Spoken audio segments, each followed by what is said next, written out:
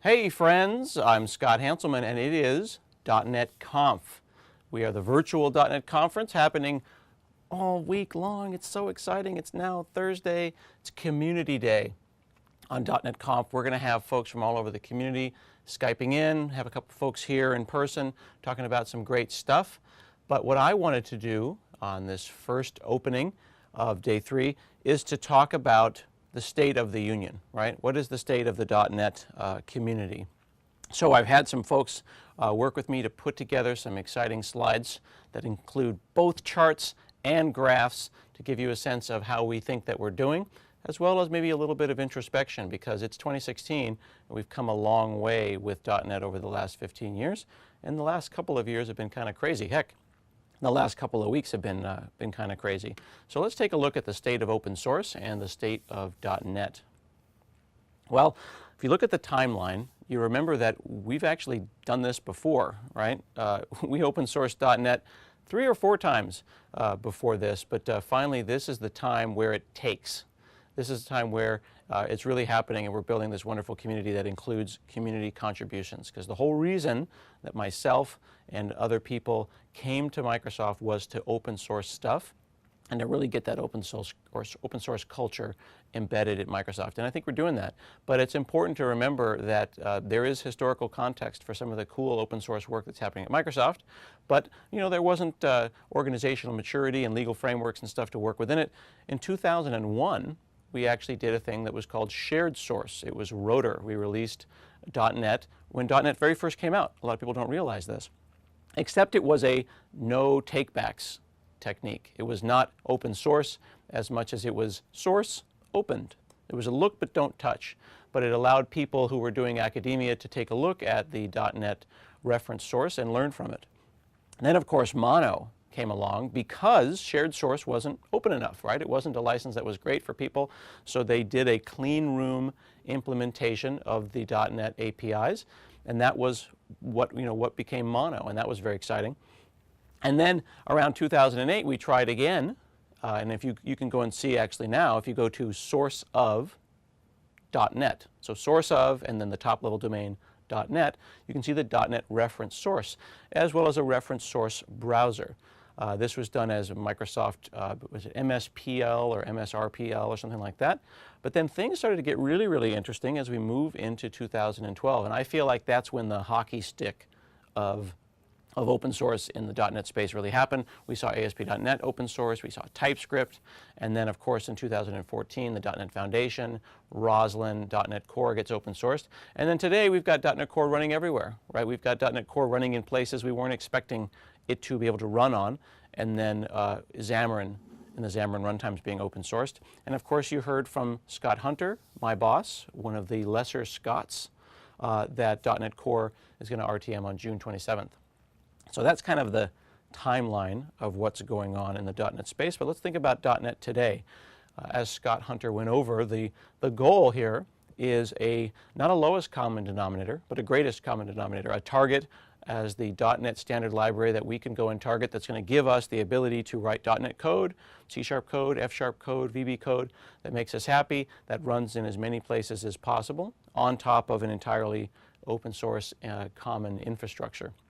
And hoping to see this innovation happening at the base of the pyramid there and less fragmentation at the top. So that's the idea. And then of course being able to use the tools that make us happy, like Xamarin Studio, like Visual Studio, and like Visual Studio Code, and then innovate, and everybody, all boats get lifted up when you innovate at that bottom part of the pyramid. Now, one of the things that is making me happy, particularly as a person who's been in the community for many, many years, is that I've always felt that blogs are the engine of the community. And I thought that there was a time in the last couple of years, and in 2012, when I wrote this blog post that I've got up here, where I felt that the bloggers in the .NET space and the .NET open source space had kind of gone away. I didn't feel like there was a lot of blogging going on. This was when Twitter was really, let's just say that the hype machine around Twitter and social media was there. Everybody was blogging everywhere except their own domains. So I blogged about how, I feel that your blog is the engine of community. And in the last 4 or 5 years, we've seen some really amazing stuff going on around .NET and open source. and more importantly, people are blogging about it. We saw ASP.NET Core and Ben Adams and the folks at Age of Ascent and Illyriad Games, working on Kestrel and getting some amazing performance stuff, and then blogging about it, and people blogging about them blogging about it. We saw new people blogging. We saw people talking about things that they created. Here we've got a great blog from Mohammed Rehan Saeed talking about MVC boilerplate and a project there. The ASP.NET monsters, James Chambers, David Paquette, Simon Tibbs, blogging about new tag helpers and creations that they're making. And we talk about these blog posts when we do the ASP.NET community stand-up. So if you're blogging, then we'll talk about what you're doing. Hisham is talking about learning ASP.NET Core and writing about it. This is such a wonderful idea, and this is how I got started blogging, was talking about my learning process. Sometimes people don't start a blog because they feel, what do I have to say? But maybe you're learning something and you have the courage to come out and say, I don't know everything about this. I'm not an expert about .NET Core. It's a brand new thing, but I'm going to blog about how I'm learning it. So I think that's really great. So blogging about localization, blogging about the techniques that matter to you around ASP.NET code. Armin Shamoon is talking about all kinds of great things, but makes custom graphics and custom badges for each blog post. I really appreciate the care and the effort that gets put into that at dotnetliberty.com. And Julie Lerman continuing to carry the torch for Entity Framework and now Entity Framework Core. You can see her stuff at the Data Farm. These are people who've been blogging for years. These are people who are new bloggers, and I would encourage you as well to start talking about both the good and the bad. We've seen positive blogs and we've seen negative blogs, and we read them all. Hopefully you do as well, and you get kind of a balanced view about what you think is going on in the .NET community as we all try to move this thing forward. Because we're all trying to grow .NET and .NET open source. We're trying to play on a level playing field. So let's talk a little bit about how we're doing in this space here. Now, in 2015, here is a map that I had Jeff Fritz put together from GitHub data. We just got started, and it showed some enthusiasm, some pull requests, some issues, some people that were interested in .NET Core, but it doesn't exactly look like it's taken over the world. You could probably go to some of those dots and find the individual human being that made that dot on that space. But if we fast forward just a year, 14 months to 2016, we see that we're starting to get people doing contributions to .NET open source all over the world. I'd like to see more folks in Africa. I'd like to see more folks on the west coast of South America. I'd like to see more people get involved in open source. But just in a couple of months there, you can see from 2015 to 2016, enthusiasm around .NET, around .NET open source, and probably enthusiasm around it running everywhere, about it running on Linux, about it running in Docker. We've got people looking at how it's going to run in Kubernetes, how it runs in Azure, how it runs in other clouds, has got people innovating in .NET in a way that I think is really exciting. And I would encourage you to make your green dot on that map right there. Now those worldwide contributions are coming in. So what I had Jeff do is create a kind of a data lake in a thing called Power BI, a business intelligence engine that you can check out at powerbi.com. And he put some work into this, and he basically built this database by using Octokit and GitHub statistics and all this publicly available data. And we're actually going to hear from some folks from GitHub later this day. And we'll also learn how Octokit works. So you'll hear how this kind of stuff was built and how we talk to the Octokit or the GitHub API. And then he built these data lakes, fed it into Power BI, and did some queries for me. So we've got here, like, for example, the top 10 pull requests. And now this is a little bit hard to see because it's streaming over the internets and it's a screenshot. But I'm going to switch over into Power BI directly here as well and just show you that we can go and see, here we go, over time, GitHub issues created by Microsoft as it relates to those that were created by the community. You can see already a tick up as we move into April. The ratio of issues created by the community versus ones that were created by Microsoft. and then we can see where those are distributed. You can see the ones that are on ASP.NET. We included Mono there because we acquired Xamarin. Mono is part of the .NET family right now. Xamarin and Mono, you can see just about 30% of the issues that are created by the community distributed by volume there. It's pretty balanced. Now if I go over here, I'm going to add a Zoom It tool so we can zoom in on these as well. I pulled out Xamarin directly to see the top Xamarin repositories. A lot of enthusiasm on pull requests for Xamarin Forms. They've got a really vibrant community going on right now around Xamarin Forms and Xamarin Auth. So pull requests coming into those repositories a lot. I think that's got James Montemagno and a lot of the folks that are working on that are doing a great job. So you can see that the top repository by far is Xamarin Forms. And then actually one of my favorites, which is called Monkey Robotics. Now on the .NET side, on the .NET side here, there we go. You see, we've got CoreFX and CoreCLR as being some of the top stuff. Oh, pardon me. I didn't follow my own tips for presentations, which is to put my Windows machine into quiet mode and get rid of all that toast. Pretty soon my phone will ring, and that'll be another faux pas on my part. So these are the top 10 .NET repositories by percentage of community PR. So look at CoreFX.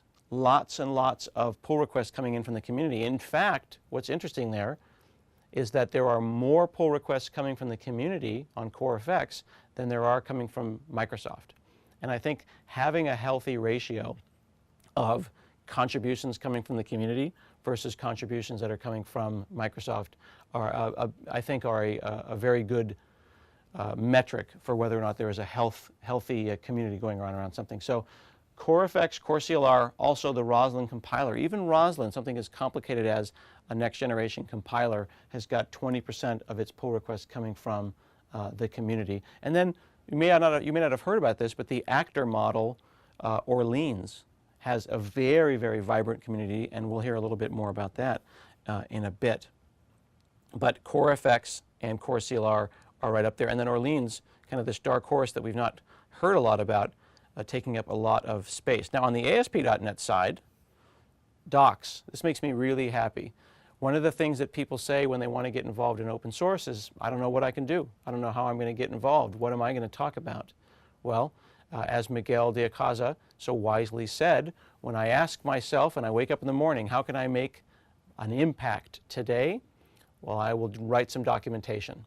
So if you want to make a great impact today, yeah, you could write some code, you could do a pull request, you could fix a test, but if you wrote some docs, you will change a child's life, and certainly mine, because we could use the help. We've got a lot of great stuff going on around docs, Entity Framework, and then the work that was done largely by Illyriad Games and the folks at Age of Ascent and Ben Adams on Kestrel HTTP Server. We can see that community pull requests coming in on those top 3 repositories. So a lot of really good stuff there. So what he has done for me, what Jeff Fritz has done for me here, is he's created these Power BI dashboards. He's got multiple dashboards, and what he's going to do is we're going to look at ways we can get these out to you, because this is all public data, right? This is coming from GitHub and being pulled in to this data lake. So we want you to be able to explore these as well. So in the coming weeks and months, we will figure out ways for you to do these, to write your own queries, play with this data, and then possibly embed it into your blogs and talk about it. I also wanted to call out, they said issues created, but some top contributors. When you have this kind of data and you start doing these Power BIs, we can go and do some charts. So we went in here and counted who is talking the most, where are our comment counts, and then who is doing pull requests, who is doing issues, and we did a kind of a weighting. We call it the awesomeness rating. We'll talk about that in a minute. But we see some interesting things here. We've talked about Ben Adams and the great work that he's been doing on Kestrel. He's up there as one of the most prolific people who is contributing to .NET, but also we see Gabriel Cleot is doing some great work on Orleans and on .NET. So, and also look at that, Stefan Forkman, Luke Latham, Steve Smith, doing some amazing work on docs. So this is kind of the top here. Now this is a living document, so this changes, right? These are not set in stone. As you make contributions, you will bust into the top 10 as well. We also see some interesting contributions by company. We see Samsung is doing some exciting work in here. And we can actually dig into those and see how many people are working on those different projects as well. The reason that that bar is a little bit darker is indicating that there's more people. So there's actually more than one person working on that, which is pretty exciting. And then some really exciting stuff going on around comments. We have a very vibrant community, people discussing Mono, people discussing ASP.NET, and people discussing the .NET framework, all of these within the Microsoft organization. If I switch back over here, which one do I want to look at here? Where is it? Here we go. This was a really interesting thing. This was just an arbitrary index that we created. It was just called it awesomeness. And what we did is we said, if we just assigned arbitrary point values, okay? So a comment, we just said that was a point. We're not keeping track of these points. We just needed to generate a chart. And then a pull request, which involves a great deal of work, we'll say that that's 10 points. And then we came up with this idea that we've got 17,000 users contributing across over 1,000 organizations, all very, very awesome. And came up with this idea of who are the community leaders within this space, and that's how that chart got created back there. So pretty exciting stuff. Again, an arbitrary index, but an exciting one. Now, one of the other things that I wanted to talk about before we get started today is how people are going to learn to code, because we spend a lot of time talking about .NET with people who already know .NET, but how do we get people excited about it from scratch, right? How do we get those file new project people to stick around and join our community? And you know, there's some good news and some bad news here. What are people learning at boot camps? Well, they learn the mean stack, and they learn Android, and they learn Git, and they learn iOS, but you don't see a lot of .NET. You go to somewhere like, you know, Coding Dojo, which is one of the many online coursewares and boot camps that you can go to, and they say, we teach 5 stacks. We teach 5 stacks, but where's .NET, right? Well, we're going to aim to fix that, because we feel that someone should sit down with any PC, any machine, a Mac, Ubuntu, Windows, sit down and have a really great productive experience and mix and match their stacks. It might be .NET talking to Mongo. It might be Angular working with .NET on Linux talking to Redis. Who knows? We want to be able to have those folks teaching and learning .NET.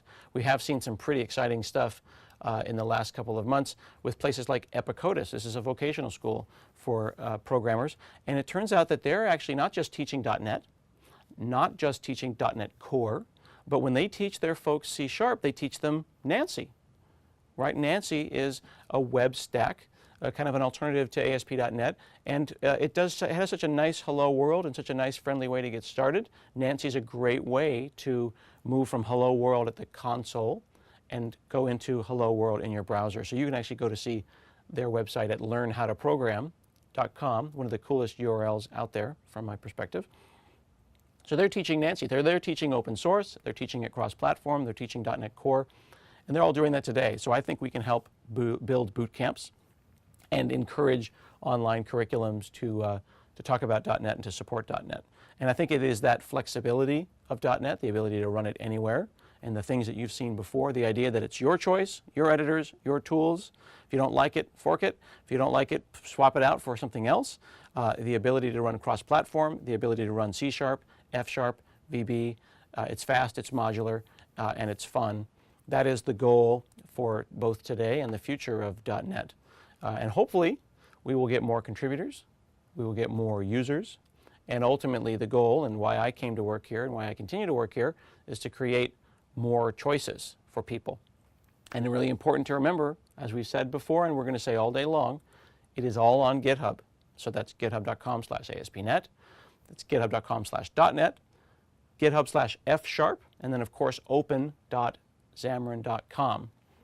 And then you may have heard that we created the .NET, .NET website for acquisition, and we're going to continue to expand that as we consolidate documentation. We want to make it really, really easy to get .NET. When you go up there, you can get Xamarin, you can get the full framework, but if you click on download .NET Core. You can get it for Docker, you can get it for Red Hat soon, you can get it for Ubuntu, for CentOS, for all the supported platforms, Windows, Linux, Mac.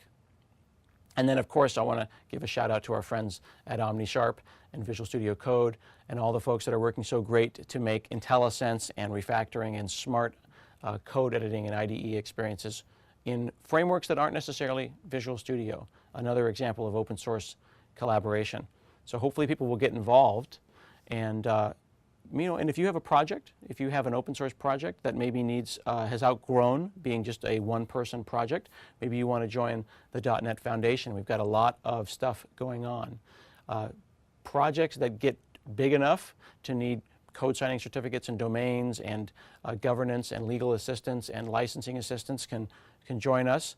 And we've got a couple of new folks that are joining the .NET Foundation. The Xamarin SDK is in the foundation now. Mono is in the foundation. And an exciting announcement is that Cake is now joining the .NET Foundation today. So this is a C#-based cross-platform build automation framework, okay?